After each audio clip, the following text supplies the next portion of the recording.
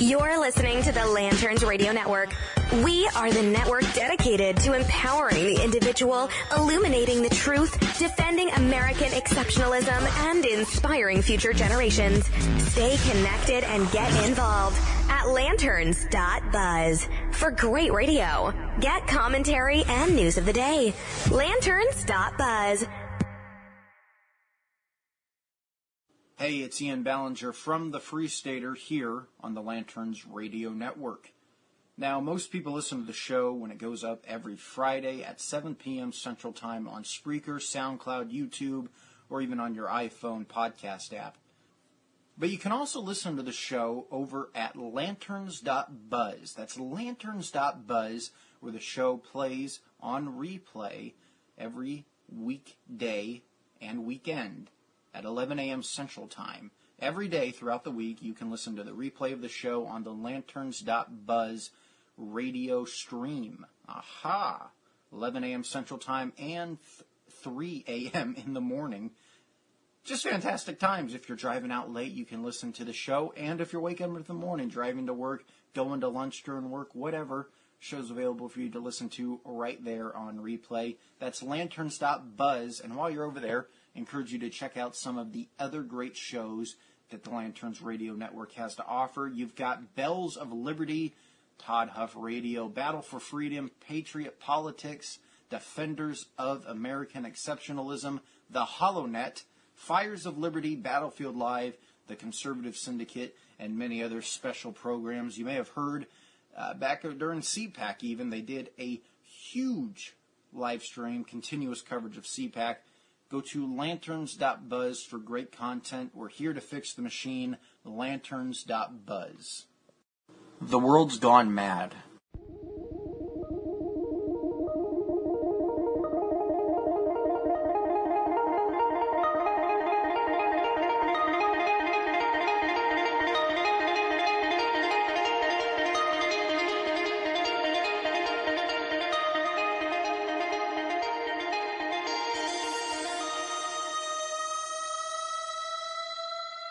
This is the Freestater.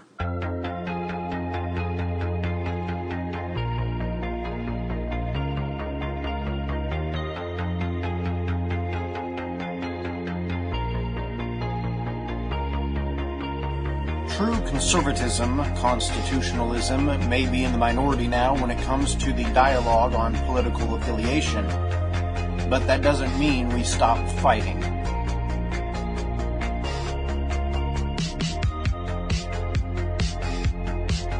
We fight for principles over party, values over politicians, and truth over feelings.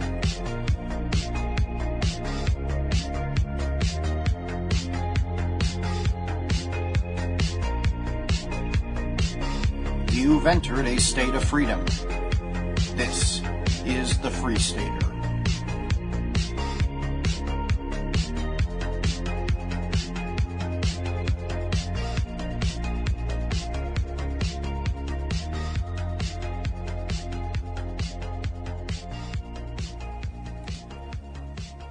Four days ago, May 22nd, a suicide bombing was carried out at Manchester Arena in Manchester, England, after a concert by American singer Ariana Grande. The attacker, an Islamic terrorist named Salman Abedi, was a 22-year-old child of Libyan refugees who detonated a shrapnel-laden improvised explosive device at the exit as concert-goers were leaving the concert. 23 adults and children, including the bomber, were killed, and 116 were injured, some critically.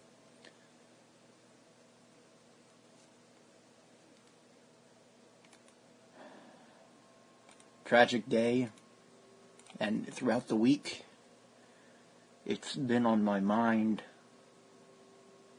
so much.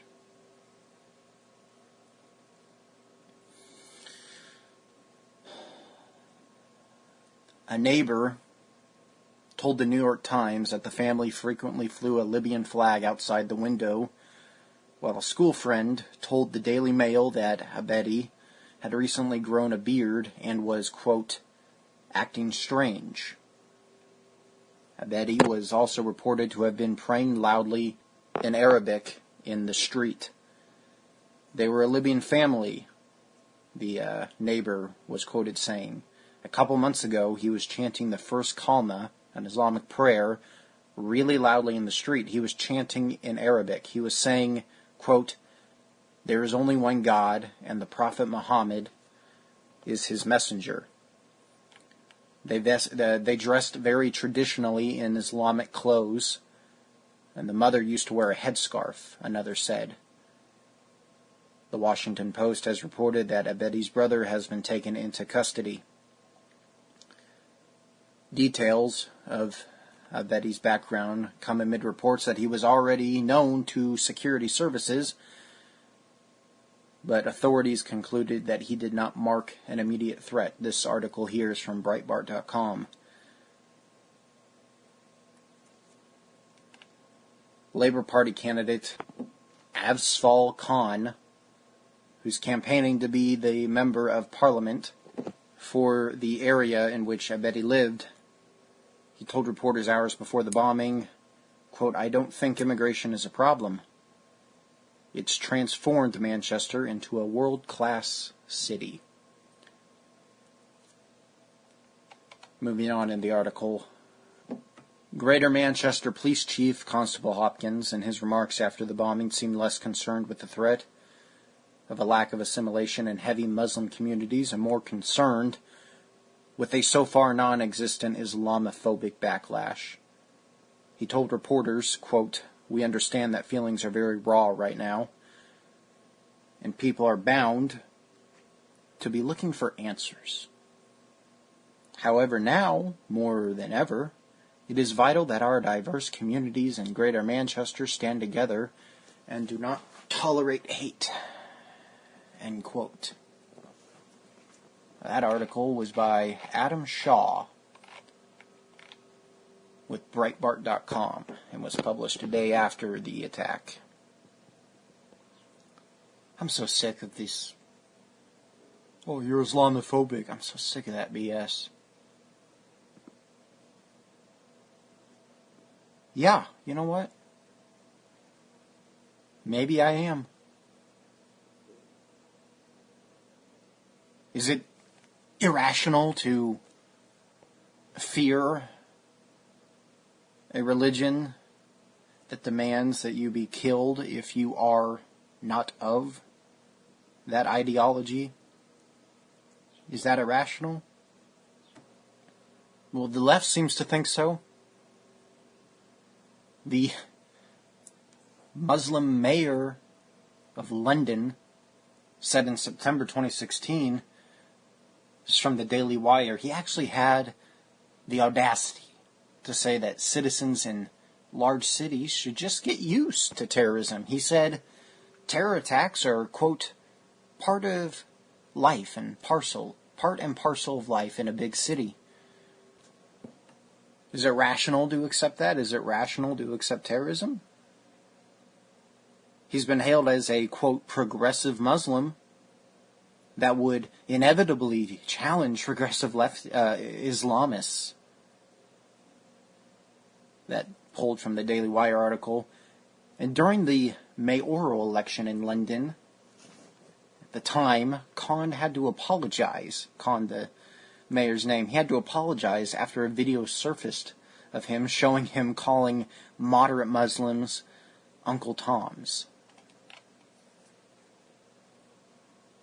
In February, he overstepped his authority as mayor and demanded that President Trump be denied a state visit to the United Kingdom, citing the American administration's cruel immigration policies. Continuing in the Daily Wire article, Khan is so devoted to the tolerant tenets of multiculturalism that he even served as legal consultant to the 9/11 bomber Zacharias Mousoui, I'm sure I'm pronouncing that name wrong, and shared a platform with terrorist Yasser al-Siri, who once said American soldiers' corpses should be dragged in the streets.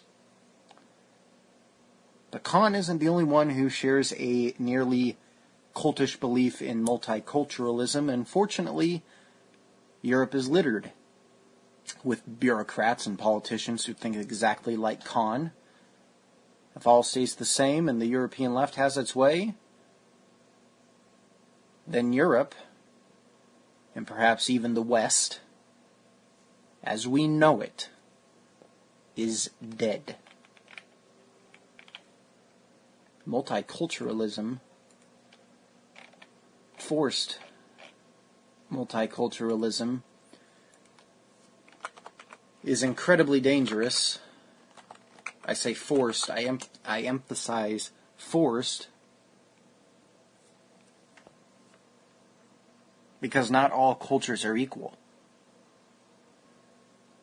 Americans are being taught by the American left, especially in colleges, that American culture is counter to true values of morality. That America's culture is that of misogyny and that of oppression. But Islamic culture? Oh, it's beautiful. It's the most feminist thing you can think of. We're living a lie. Millennials who perpetuate this mindset, you're living a lie. No, not all cultures are equal. All people are equal. All people deserve the same rights, liberties, and opportunity to pursue happiness. But all cultures, all ideologies, no. Enough. Enough. Not all cultures, not all ideologies are equal. I'm not buying the whole moderate Muslim thing because, to be honest, you're denying the Quran if you're a reformist. If you're a reformist, why even follow the religion? You're doing exactly the opposite of what the Quran tells you to do. Fantastic PragerU video on where are all these moderate Muslims we hear so much about. Christians reassure us that the atrocity does not represent the true nature of mainstream Islam. Of the 1.6 billion Muslims in the world, they constantly reassure us the overwhelming majority are as law-abiding as any members of any other monotheistic faith. Only a tiny fraction engage in terror, and Islam is a religion of peace.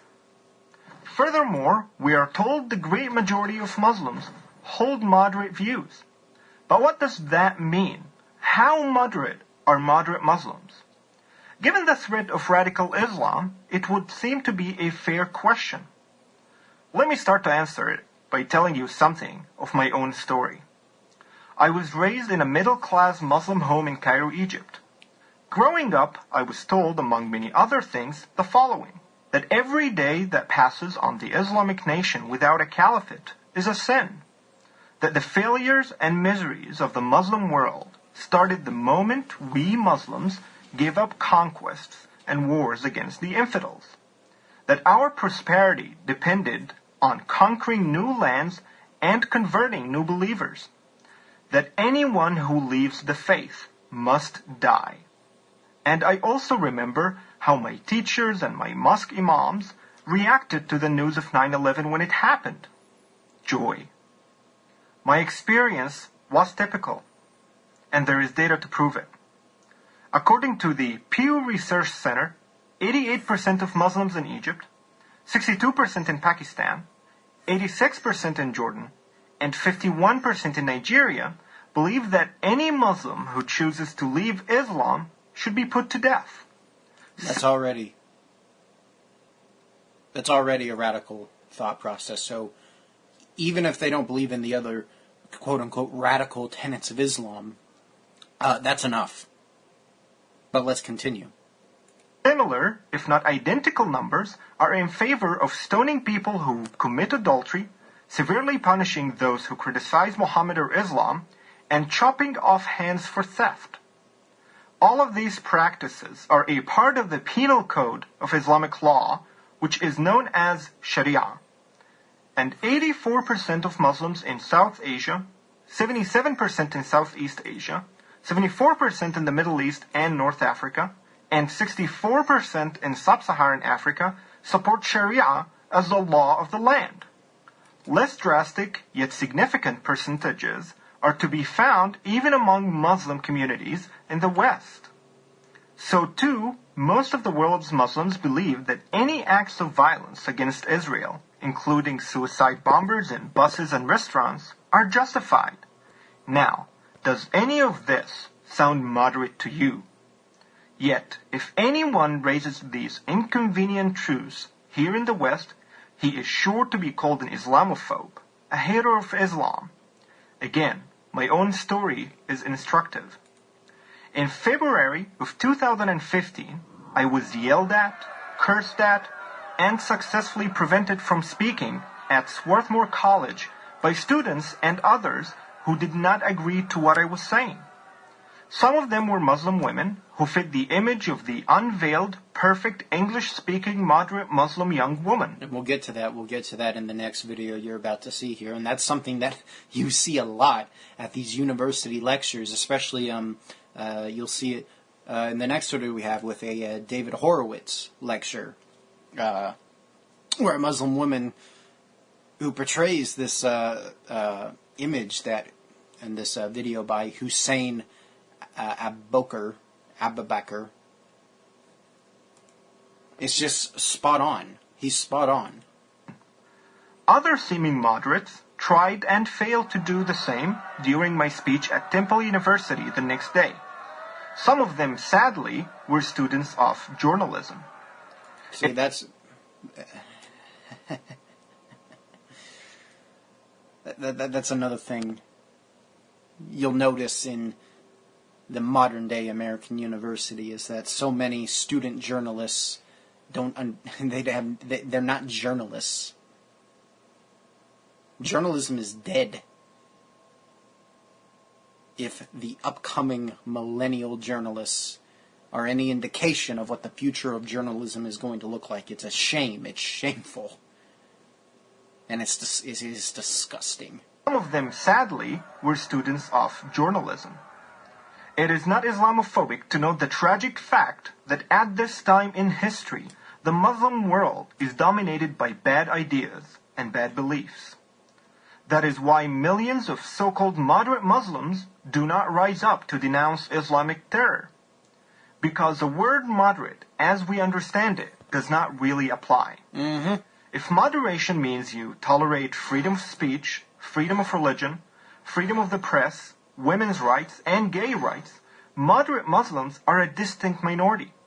Of course they exist, millions of them, but among believing Muslims, they do not represent anywhere near a critical mass.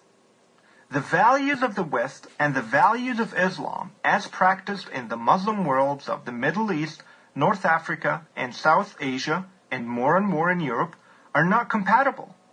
Western politicians can deny this, but this denial does not change the reality.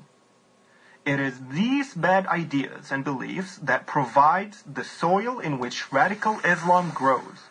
Ignoring this only prevents us from effectively fighting Islamist terror, and at the same time, it hurts those heroic Muslims who really are moderate. Until we begin to tell the truth about Islam, always in respectful language, the only solution to Islamist terror will never take place. That solution is Islam reforming itself. I do believe that reform is possible. It can, of course, only be done from within Islam. The West can be a part of that reform, but only if it faces and tells the truth. The sooner it does so, the better for all of us.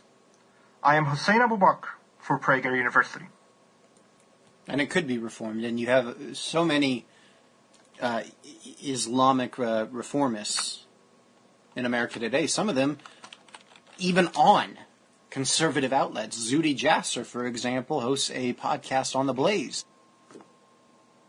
Now, I'm not saying, and like Hussein here said, they're most definitely not a majority by any means. And in the next video, we're going to show you, it'll become even more apparent that that's the case.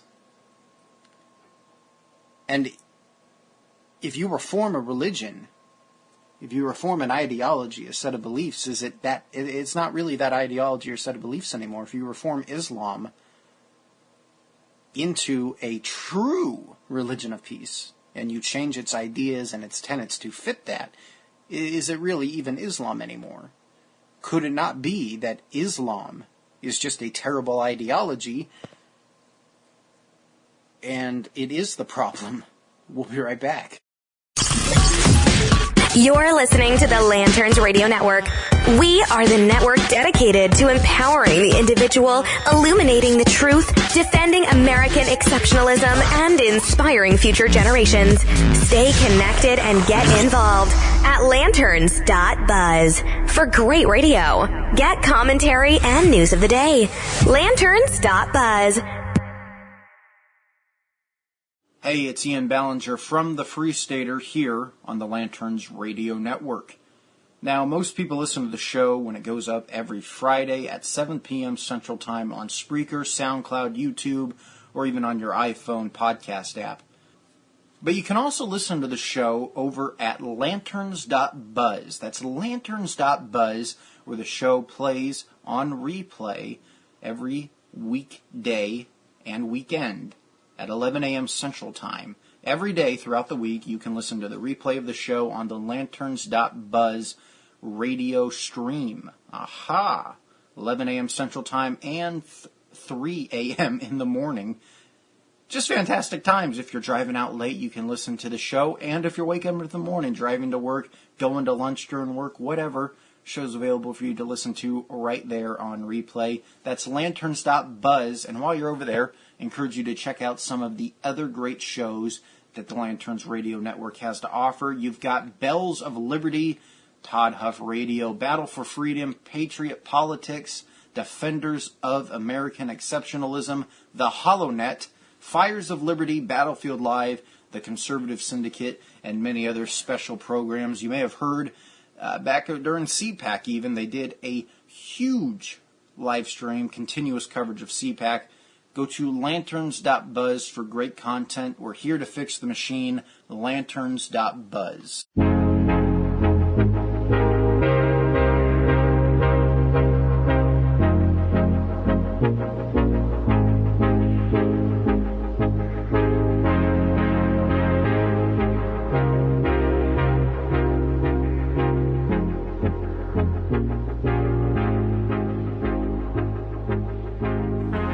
Smartest conservative minds in all of America, Ben Shapiro from the Daily Wire, did this video 3 years ago.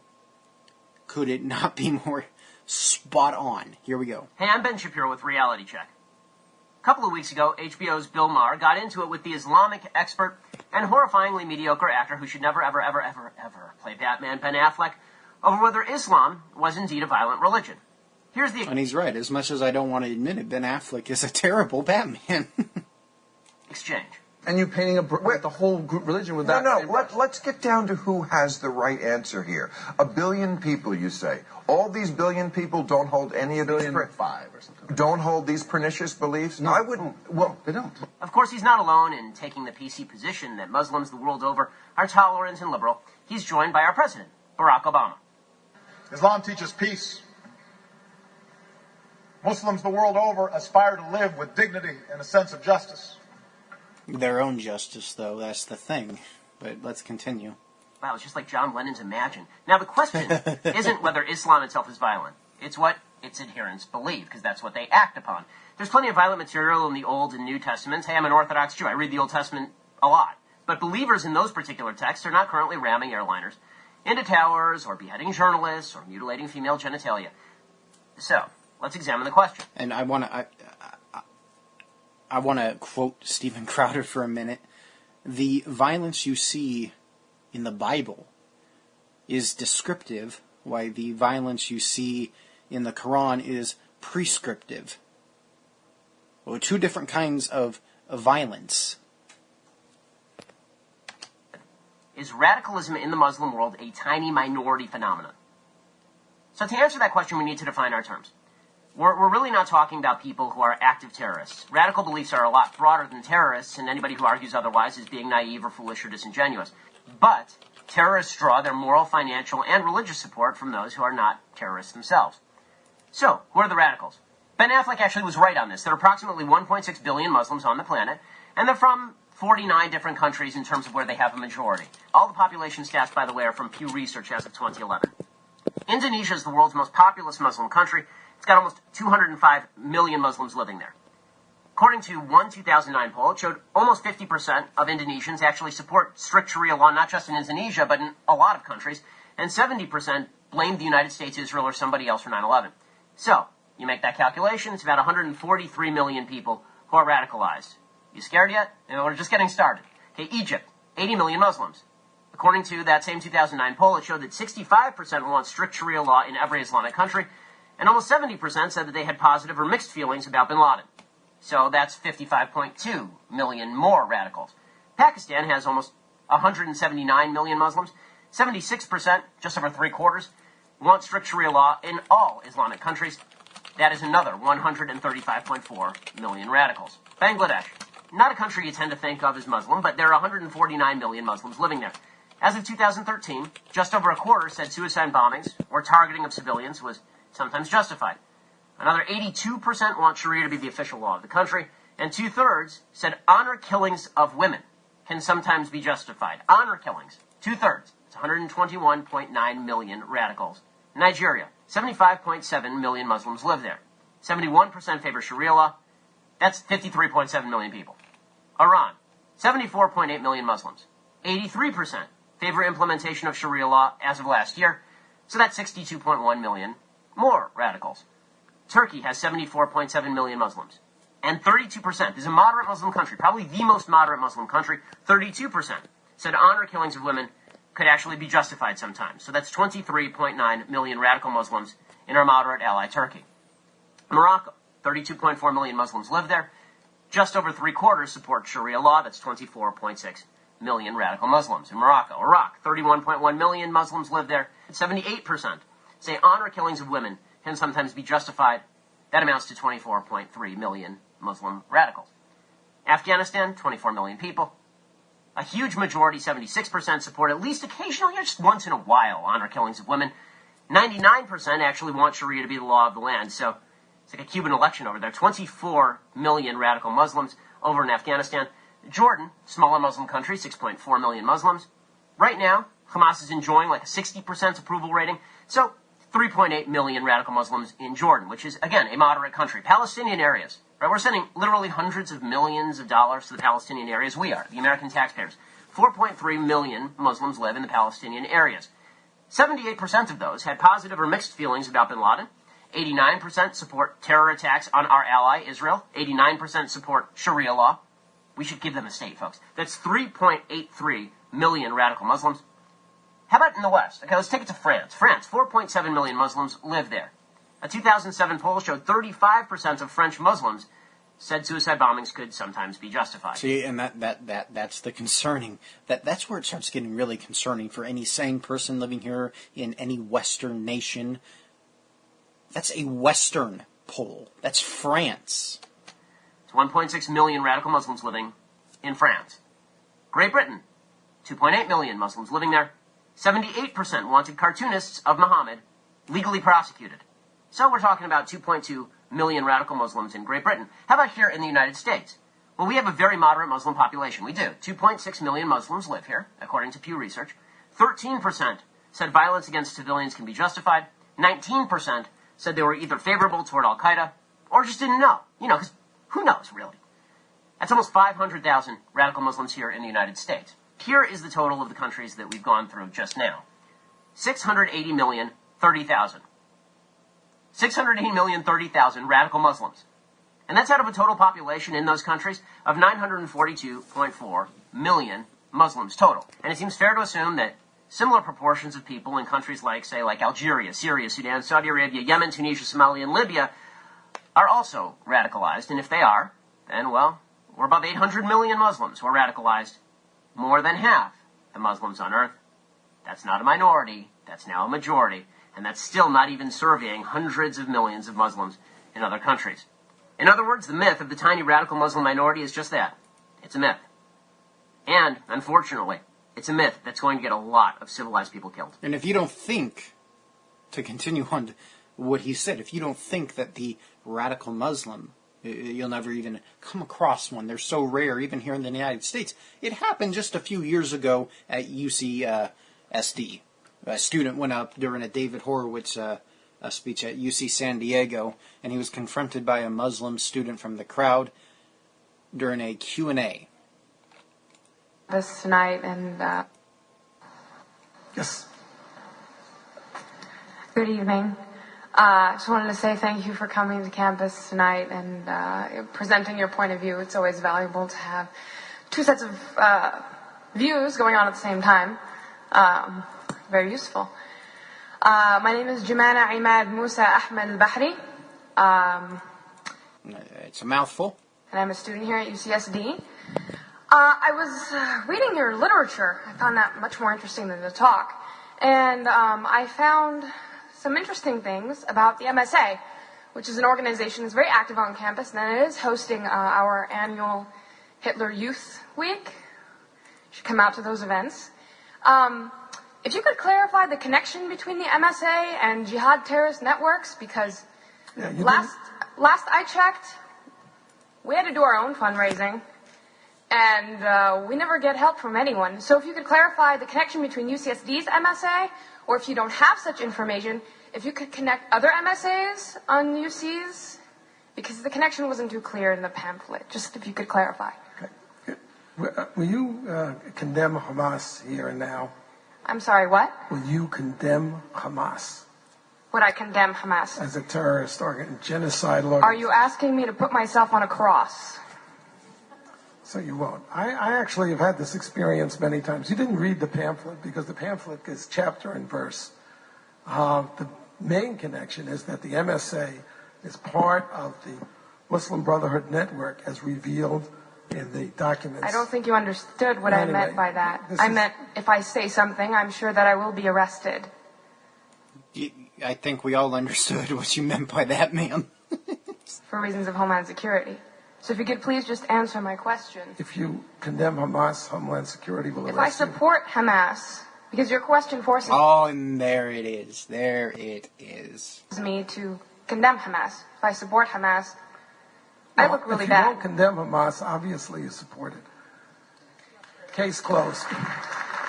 I have had this experience. I had this experience at UC Santa Barbara, where there were 50 members of the Muslim Students Association sitting right in the rows there. And throughout my hour talk, I kept asking them, will you condemn Hezbollah and Hamas?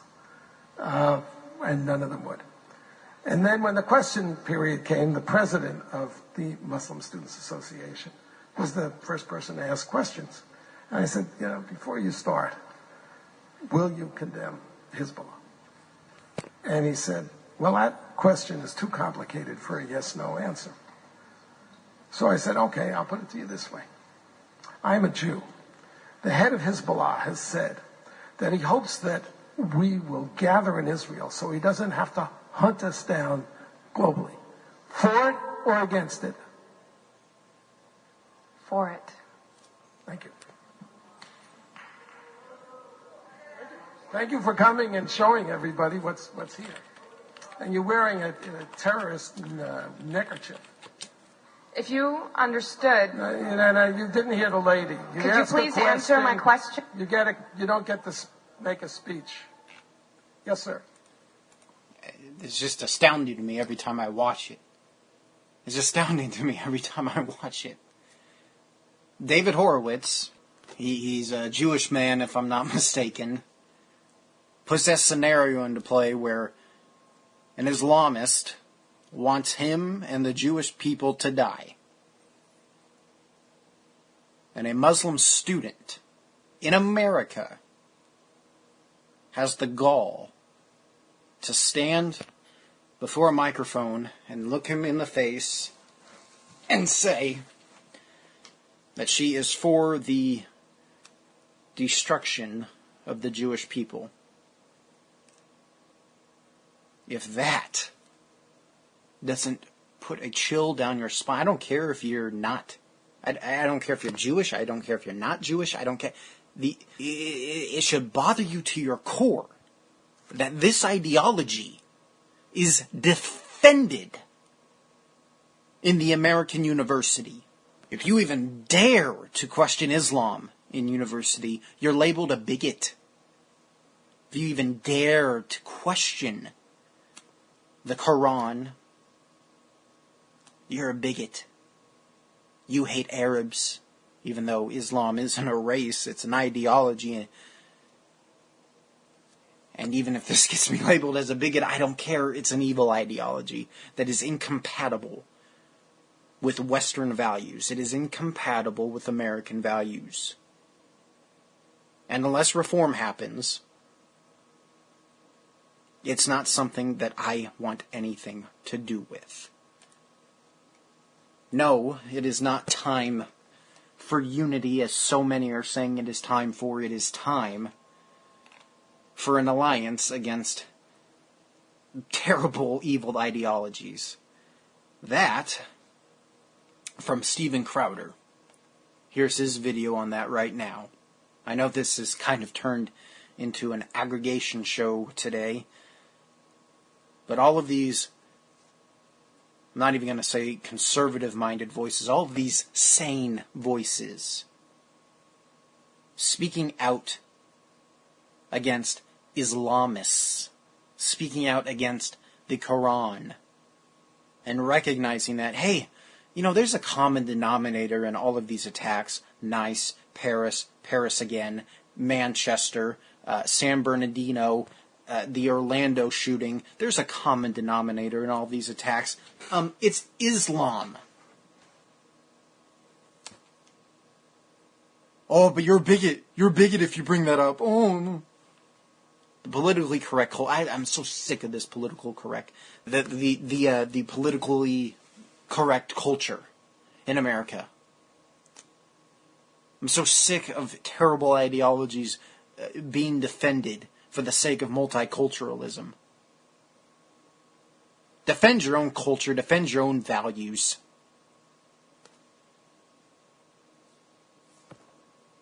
Because if this keeps up, more children are going to die.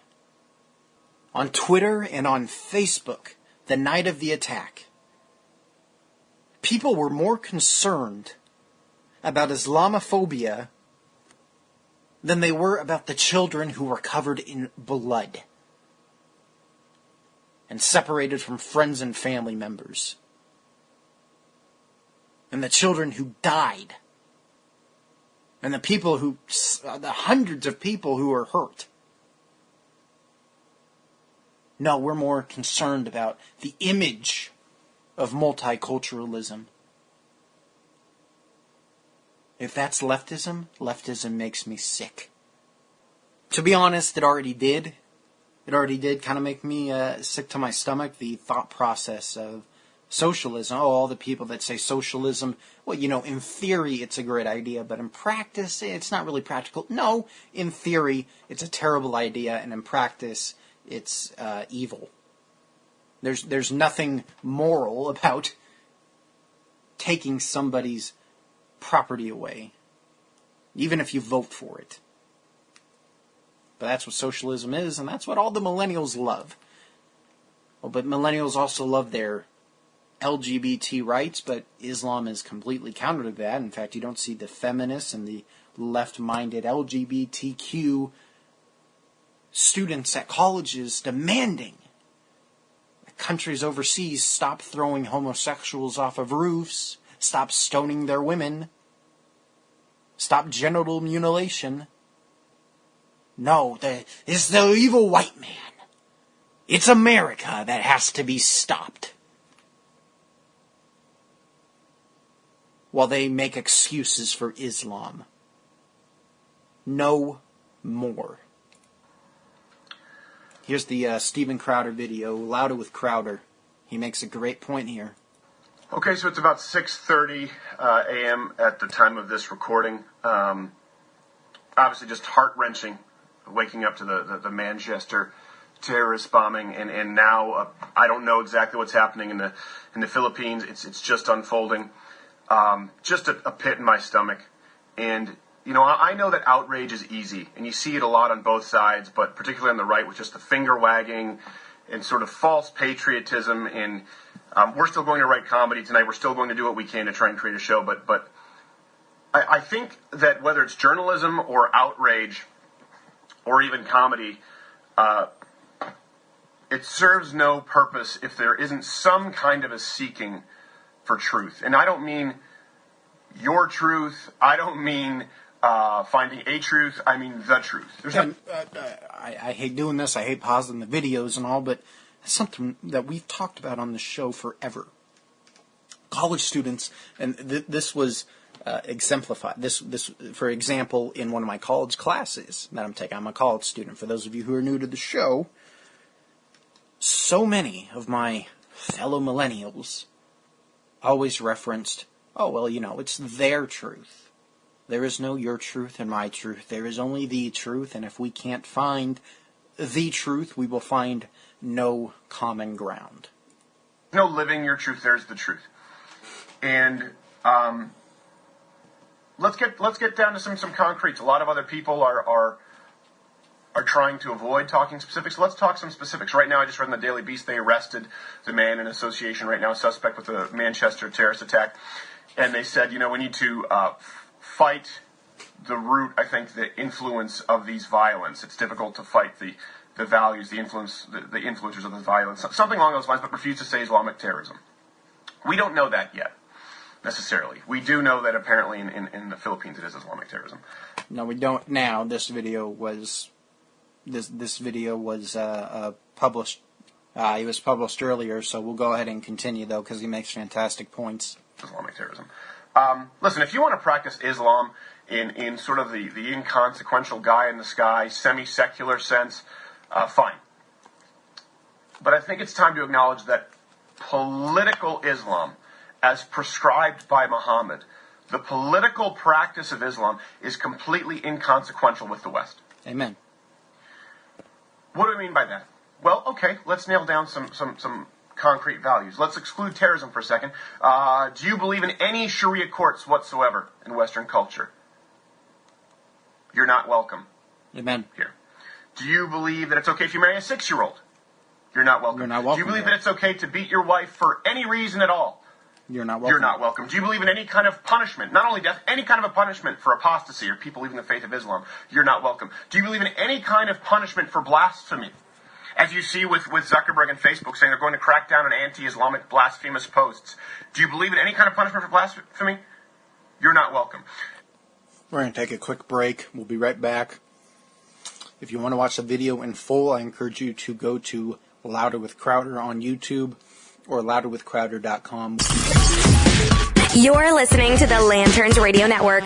We are the network dedicated to empowering the individual, illuminating the truth, defending American exceptionalism, and inspiring future generations. Stay connected and get involved at lanterns.buzz for great radio. Get commentary and news of the day. Lanterns.buzz.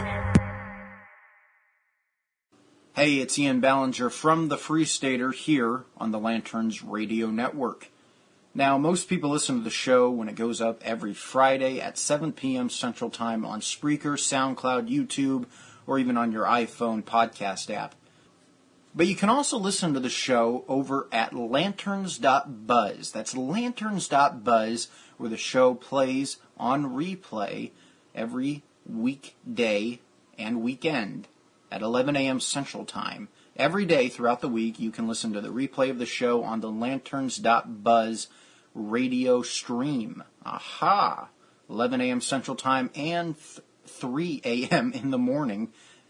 Just fantastic times. If you're driving out late, you can listen to the show. And if you're waking up in the morning, driving to work, going to lunch during work, whatever, Show's available for you to listen to right there on replay. That's lanterns.buzz. And while you're over there, I encourage you to check out some of the other great shows that the Lanterns Radio Network has to offer. You've got Bells of Liberty, Todd Huff Radio, Battle for Freedom, Patriot Politics, Defenders of American Exceptionalism, The HoloNet, Fires of Liberty, Battlefield Live, The Conservative Syndicate, and many other special programs. You may have heard back during CPAC even, they did a huge live stream, continuous coverage of CPAC. Go to lanterns.buzz for great content. We're here to fix the machine, lanterns.buzz. Welcome, Kmart shoppers. Kmart has low discount prescription prices. Visit our pharmacist today and compare our prices to what you're presently paying elsewhere. You'll be glad you did.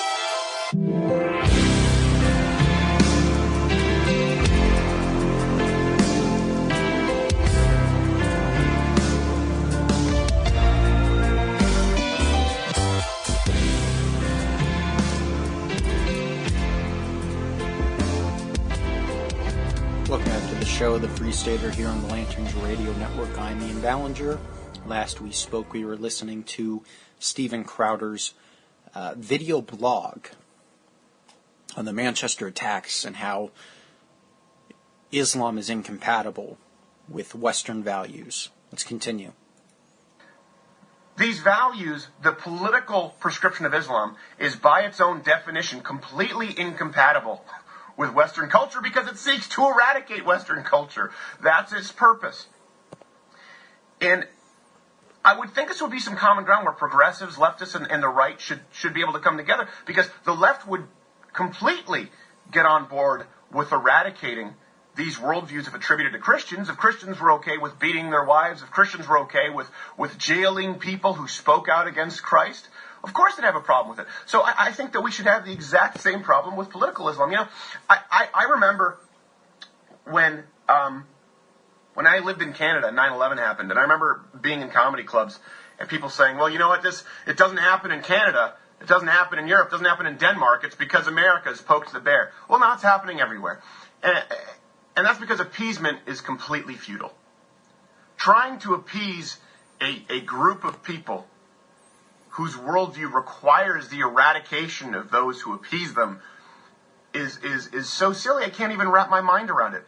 And today, the outrage now is Donald Trump called them losers at life. We're seeing this. Donald Trump, can you believe Donald Trump called them losers at life? Well, yeah, I can. And you know what? He's not the most eloquent guy. Neither am I, apparently. I've talked about that. But you know why he's saying losers at life? You know why that's different from people saying this heinous attack and these monsters? Because he's trying to shame them.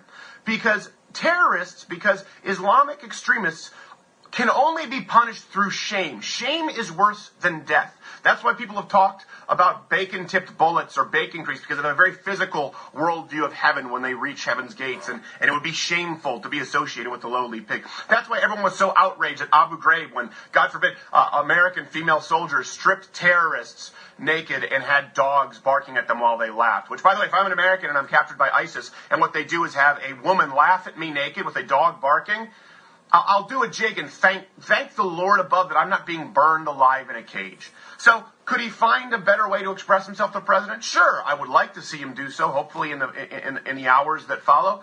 But starting by shaming them and belittling them, that's one hell of a start. And that's a great start. It's more than our former president did it shows how out of touch the left is. Threats don't work. It's a very different enemy, and it's an enemy that the left doesn't understand because they've chosen to make excuses for the ideology that it's wrapped around. They're more worried about being shamed than they are dying. Because in Islam, the only guaranteed way to get to heaven or whatever is by dying in jihad. And jihad is not, let's be clear, jihad is not inner struggle. So they're not afraid to die. So yeah, let's shame them. That's why you're seeing a contrast between him and other... Kudos, by the way, kudos to Donald Trump for the way he responded to the Manchester attack. leaders. And I'm not the biggest fan of him on every issue, but you know what, today I certainly stand with the President of the United States and the sentiment of shaming these absolute losers at life in contrast with other world leaders and as opposed to mincing words on social media. And I just... Everyone's going to talk about unity today. That's the big thing, right? Everyone's going to get... Now, you don't need to be inflammatory right now. You shouldn't be bombastic like you are. It's time to unify. No, it's not time for unity. Mm-hmm. It's time for an alliance, okay? And there's a difference. It's time for an alliance of people who value everything that has created the West, who hold Western values here, the values that allow me to use my iPhone and this internet to upload this video to a platform freely, which hopefully won't censor it as hate speech. Who knows now with the horrible leviathan that Twitter and Google and Facebook have become in choosing to eradicate certain worldviews. But it's Western values that allows this even to happen. So I'm not about unity right now. How about an alliance? How about an alliance with other people who recognize and ally themselves against the evil that is political Islam? Because you know what? To unite with anywhere in the Islamic world who are even enablers of political Islam. To unite with enablers of political Islam by proxy is to unite with evil and to be evil.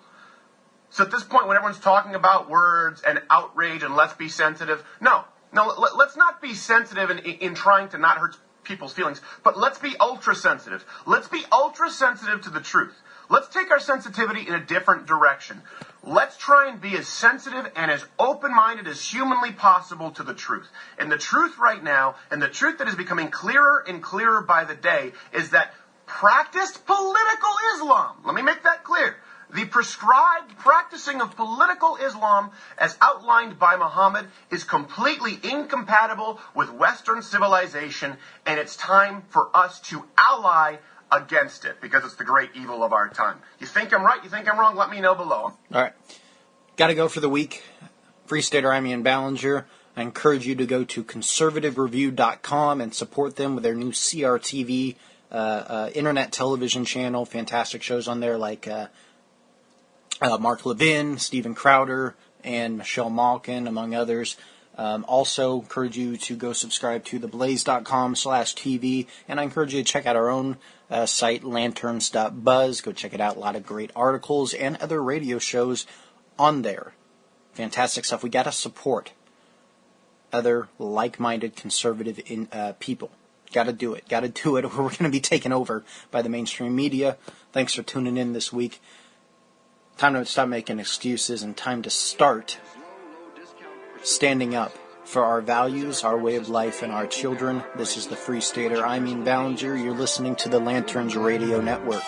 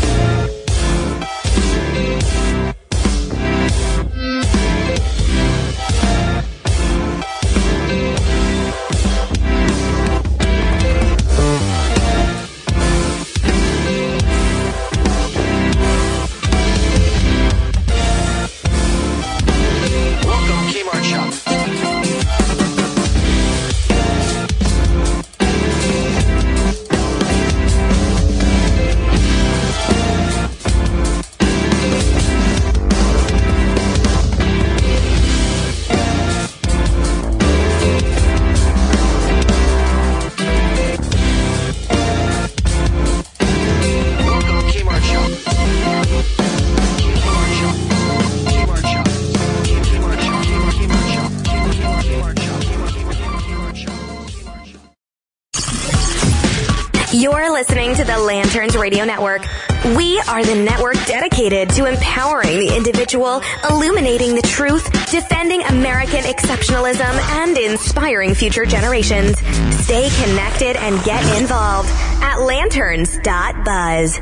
For great radio, get commentary and news of the day. Lanterns.buzz.